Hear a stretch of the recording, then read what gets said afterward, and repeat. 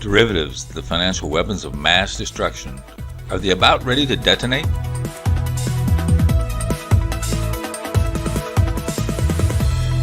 Hello, this is Chart GPT Today. Most people don't understand what a derivative is, but it's a derivative of an underlying assets which is used to trade, and it's generally pretty highly traded. Futures, call options. Sometimes the leverage can be as little as 2 to 5% on a derivative, which means that they're very highly leveraged, and they could have extreme counterparty risk if you run into a panic situation. Right now, they claim that the top 3 megabanks have over 157 trillion in derivatives. They suggest that not for hedging against losses, but you're saying that they're using it for trading. So these banks are highly leveraged, and if something should happen, they could get in trouble. Check out what Warren Buffett said, and he kind of mentioned some very stark reminders of what could happen.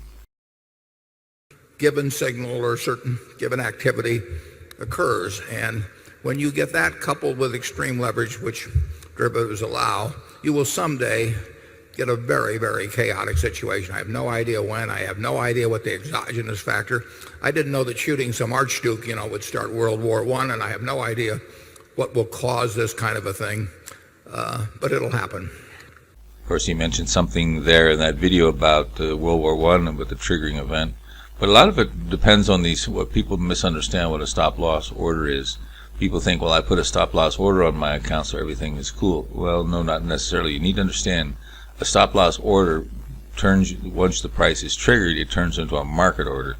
And the market order could be anything well below the price that you've stipulated. It could trigger many 10s and 20, 30, 40, 50% even below if there's no bids in the market.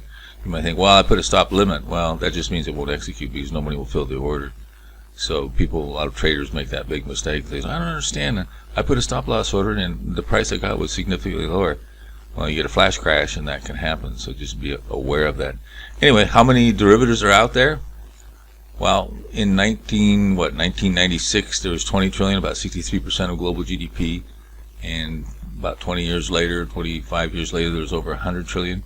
So you can see that we're in an exponential curve.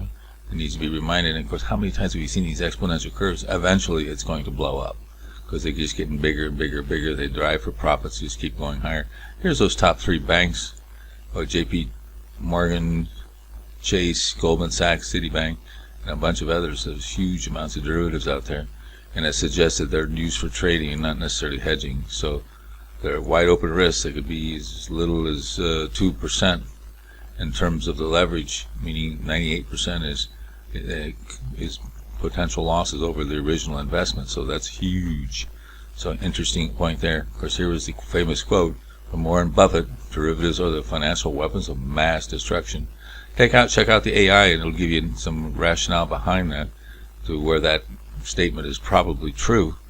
Again, not a matter of if, but when. And take our online poll. What's the likelihood of this happening in the near future? Are we hitting that point of detonation?